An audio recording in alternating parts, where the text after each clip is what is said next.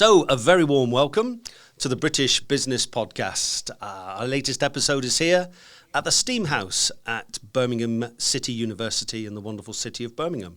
My name is Stuart Morrison.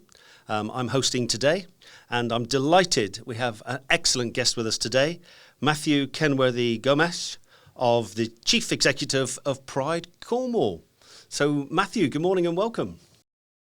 Good morning, Stuart. Thank you very much for having me on with you. Thank you, indeed. At Birmingham City University, we've got 29,000 students, all within a very similar age gap, I would say, within the university. So the subject we'd want to talk about today is diversity and inclusion. It's a huge subject. It's a very important subject. We feel, as a society, that we've made some great strides in these areas. But I really would like to talk to you, Matthew, today to understand the challenges, the issues in diversity and inclusion, because one of the great things that when I last spoke to you that I learned about diversity and inclusion is that it does affect everybody. And it's not just particular segments or areas of society or people within society, it's everybody. And it's important that we take everybody on that journey. And I just know here at Birmingham City University with 29,000 students, all arriving at the same time, you think, gosh, that must be a challenge. I think one of the most important things around inclusion and diversity is absolutely recognising your own intersectionality and what that means. So for myself, I can describe myself and my intersectionalities. So thank you for the introduction. My name is Matthew Kenworthy Gomes. My pronouns are he, him. I am a Cornish Hispanic, cis-gendered, gay man. Fantastic. And with lots of other intersectionalities as well. So I'm also dyslexic. I find it really difficult to actually express words in audibly. So even speaking, I find difficult, and definitely written word as well. Okay. Well, that doesn't come across today, Matthew. You've obviously managed that and handled that, exceptionally well, because obviously today that doesn't come across. Fantastic. Well done you. Yeah, and actually to be able to recognise those intersectionalities is we are all beautifully different. And being able to celebrate that, being able to comfortably talk about that, building in who you are within that expression of authentic self. And there's loads of articles of people trying to find or develop what that authenticity is or what that authentic self is. And kind of definitely within the university and that movement of so many people, it's going to be the biggest change from a college or a school where you've kind of lived and grown up your entire life, and that the potential change to move to a different location and kind of go, oh, maybe I can redefine myself, or maybe I can look at other things or new sports or new things that I've never been able to look at before, but I've had an interest in. And that opens up so many amazing opportunities, but obviously lots and lots of challenges as well. So what do you think then, Matthew? You're an 18-year-old, you're away from home for the first time, you come to university, and as you say, all of these opportunities now present. What advice would you give to a young person today in actually finding themselves, their inner selves, and who they really are, and how they become the person they want to be? I think from my own experience going to university and absolutely watching my friends go to university, it's so exciting to be able to go to a different location because you may have grown up, been to primary school, secondary school, college in the same place, but you may have had lots of different interests that you may have not ever had the opportunity to go off and explore in your location. And really, that level of anxiety is because there's new stuff, but actually you've already made the biggest new thing or the biggest jump that you're ever going to do by moving into university or going to a different location. And that's the big jump there. Expressing or finding different things within that location, that's the exciting thing. And being able to find those. So, for example, for myself, I'm from Cornwall. Cornwall is 99 or 98.5% white. So culturally very, very different to inner city Birmingham or Cardiff. And I made sure that actually I went to the heart of different cultures, and I wanted to be able to explore different foods, different people, different music, different experiences. To kind of, I suppose, probably the cheapest way is kind of expressing that you're going to like travel the world, but through people and exploring different people. And that built a real innate confidence inside of myself, because I was able to learn a little bit, because I didn't know everything, but absolutely not, a little bit about different people and how they live and what they do. And that opened up my eyes as well to different cultures, different ethnic identities, different people, different ways of being. And it made sure that I learned a little bit and gave me that kind of personal knowledge and expression. Yeah, so yeah, definitely find all the new things and do them all. Do them all. And what about safety in a safe environment? Yeah, so and what I mean about that is obviously in safe environments, but you kind of have to think that when you're in uni, that you have different unions and different kind of what are they called, groups and societies to be able to join in with. And when you go to a freshers fair, all of these societies are kind of getting you to come in to get involved with what they do. Try and see how many of those you can do, because when you stick with one thing, you may not be, I suppose, exposed to different people, different ways of thought, and the more different ways of thought, the more culturally accepting you become, and the better you are understanding of different ways of living. Yeah. So join in, do as much as you can, experience as much as you can, and embrace the opportunity and follow the path. Absolutely, because again, we're talking about inclusion and diversity, and if you want to be able to better understand education, move and progress within university, how you learn how to approach and listen and talk to people is going to progress your career. It's potentially maybe even a selfish thing with that idea, because the more you get in tune with other people, the more you can listen to other people, the more you learn of how particular groups of people do business or do work, whether it's science or whether it's arts, whether it's sport, whether it's literature, then actually you've got a better way of communicating your ideas and what you want to be able to do for potentially the rest of your life. Absolutely. You, if we talk about your experience, you went to Cardiff University, and how did you find Cardiff with and how they dealt with diversity and inclusion? How was your experience? So myself went to Cardiff University, actually studied a master's in astrophysics, and to be honest, I don't really think they did at the time. I don't think it was very much a focus or a conversation, and kind of stumbled my way through the LGBTQ plus community and meeting friends. I think there was a group that kind of did stuff and connected with different activities. And there were other cultural elements through music and sport that I stumbled across. But I think for me, if there had been more conversation around that, if there had been more understanding, if it was kind of fed into everything that was going on, there would have been much more support. So going into physics, for example, it's very much a male-dominated, sciences are, but most definitely physics is a male-dominated subject.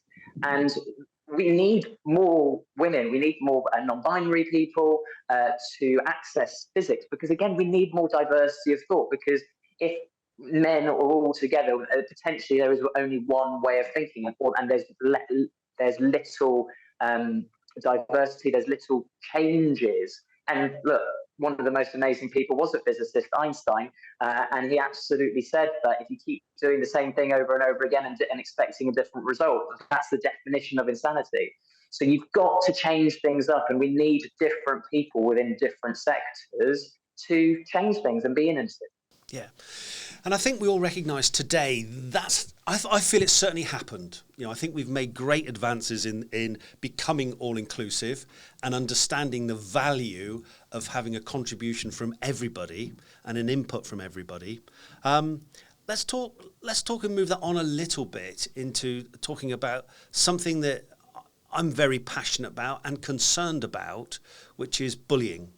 And I know in a lot of cases, it gets disguised as what they call banter.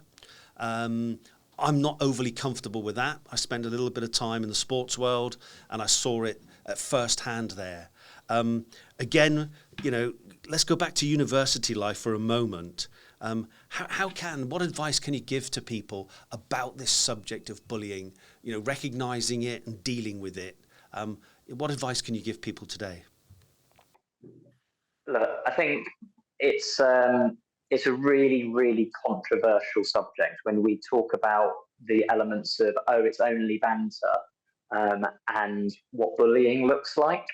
And there is an awful term which kind of banded around because of a particular thing that Britain left a particular region within the EU, kind of that snowflake conversation, or being politically correct. It's all very similar. I think what we've got to best understand, especially within a university perspective and growing and building relationships with people, it's all opinion based, but it's all opinion and self-identity. So, for example, someone that identifies as as a cis-gendered queer man, that's myself. I'm comfortable to call myself queer, and as part of the LGBTQ plus community. I know that much older generations are uncomfortable using the word queer. I've taken that, reclaimed that. That's my identity. That's who I am, and I'm comfortable with people using that with me.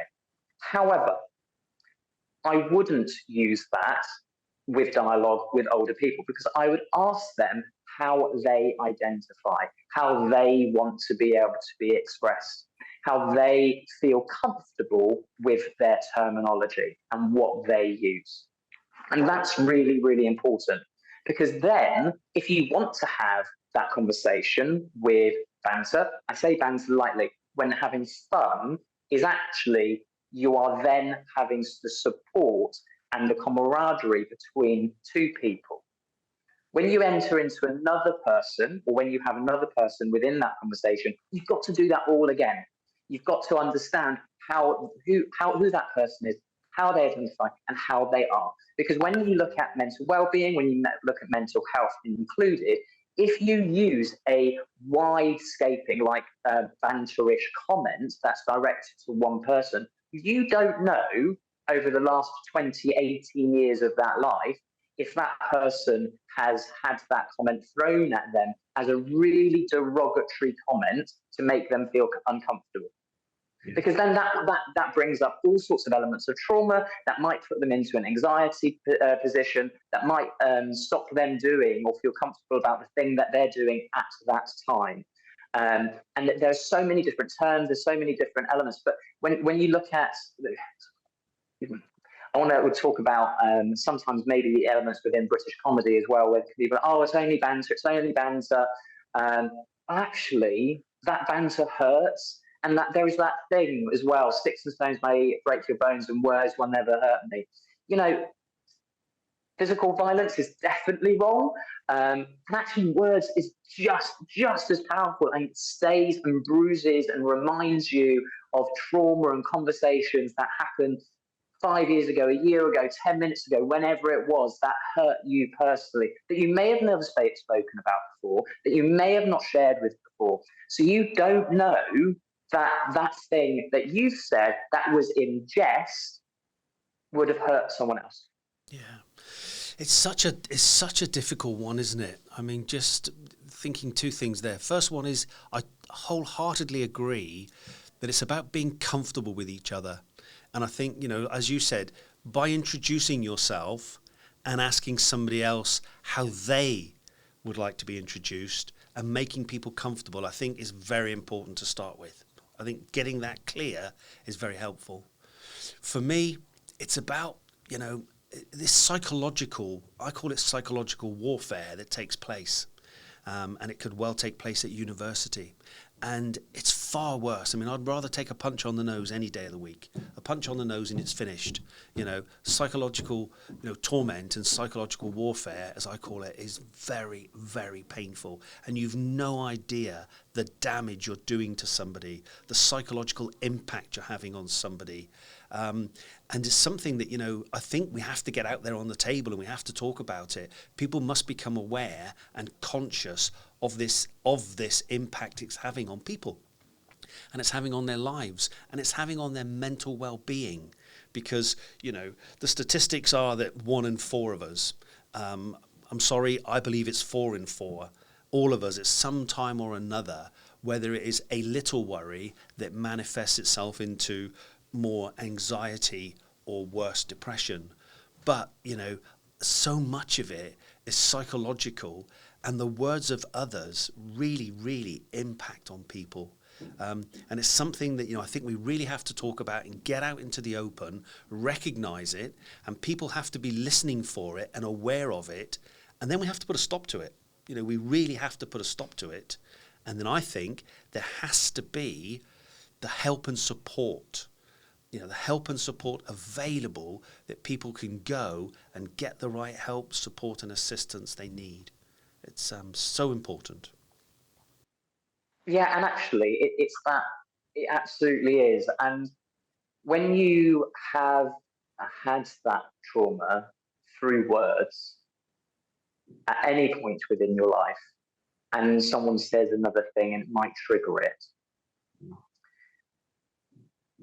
building that confidence with different cultures and different people, understanding yourself and building that understanding in yourself,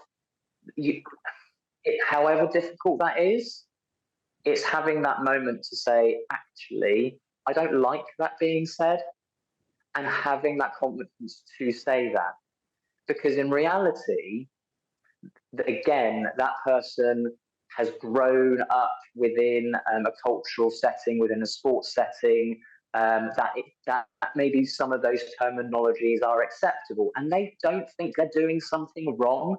I have a real, again, this is opinion, but I have a real innate feeling that everyone somewhere inside is a good person, and they genuinely believe they're doing the right thing. And even some not so great people, but they somehow, somewhere think that they're doing a good thing. But it's actually the other person that's in front of them has the option and has the choice to go, do you know what? This is hurting me. I don't like this. I think you think it's funny and it comes from maybe a funny and good place. But because it's hurting me, I want to tell you I don't like it and it's uncomfortable. Yeah. Lovely. And the really great words there, Matthew. And I think, therefore, the message really to people is have the confidence to speak up, knowing that the support is there to help you and support you, because it's unacceptable and it's no longer acceptable at society or at university today that these things are happening. So, we would always give great encouragement to people to have the confidence to speak up, but at the same time know that there is help and support available to you and you're not ever on your own. Yeah, and it's identifying it as well, because if you were to see something that was a physical attack, for example, in a street, you might not necessarily directly approach it, but you might get some more people or phone the police to be able to identify what's going on and give support to the two people, whatever is going on. So it's the same thing as well. So if you are in a position where you can see someone saying something, again, it kind of comes along. Have you checked in to ask whether that's an appropriate thing to say? I'm not quite sure I feel comfortable with what you're saying to that other person. And it's using those adult conversations, not raising your voice, making sure that you are calm and collective, and you're using questions to be able to support the person that you're talking to, the opportunity to reflect and understand what they may have done, so they've got the opportunity to think about what they do next time. Yeah. Agreed, wholeheartedly agreed. Matthew, thank you so much for that. Matthew, is anything else you'd like to talk about today whilst we have you on the channel? Yeah, no, absolutely. And kind of how when we're talking about this banter bullying perspective within university, very much this is a reflection within working life as well, and within organisations up and down the country, from really small SMEs across to larger corporates and conglomerates of businesses. And kind of building in that authentic self and allowing people to be the authentic self, being beautifully different. Whilst we want to have a inclusive and diverse culture to be able to build diversity of thought and build innovation and allow potentially, we call them disruptors, to be able to flourish and give their ideas within organizations, there needs to be an element of, I'd say, protection away from that banter, from that bullying, to kind of allow.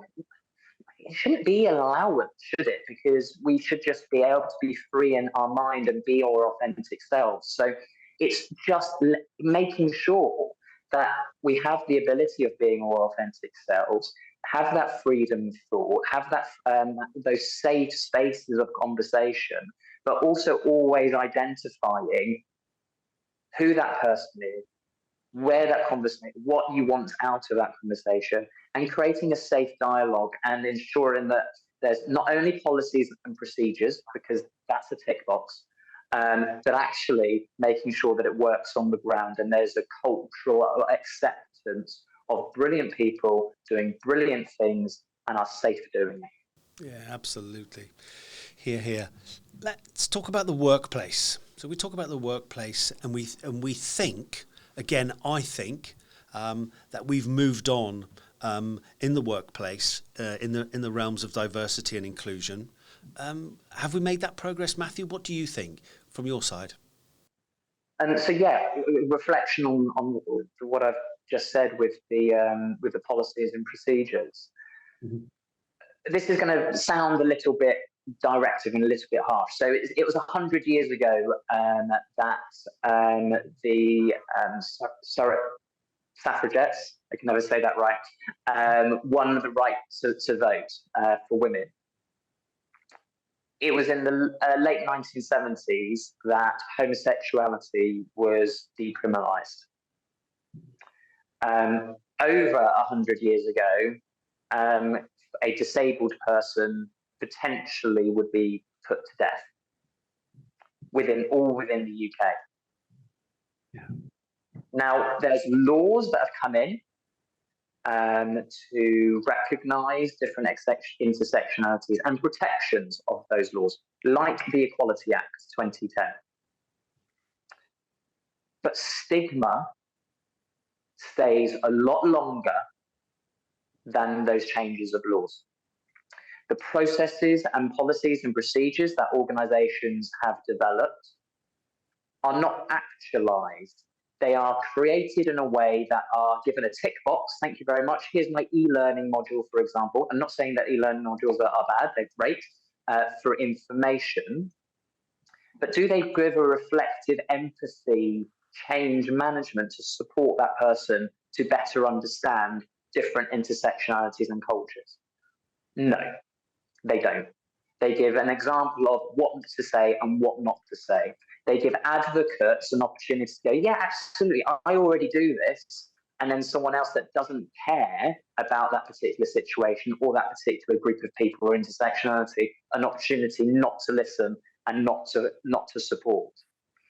So there's much more around about bringing people together, bringing different workplaces, lived experience conversations, empathy, solutions to support people within the workplace to better understand different people and actually just get on with a great life, and again allow people to be brilliant within their job.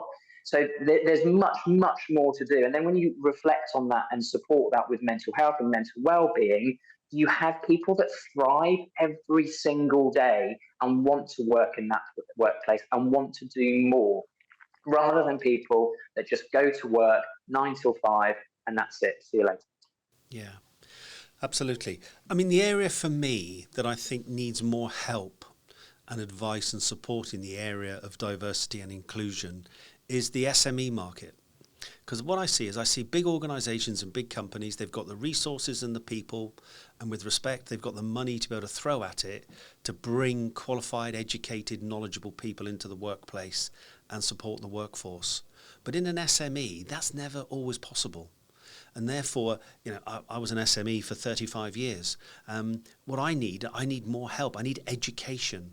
I need somebody to come to me as an SME employer and help me with diversity and inclusion. Explain, give me examples, give me some documents, give me some paperwork, give me something that will help me become an inclusive employer.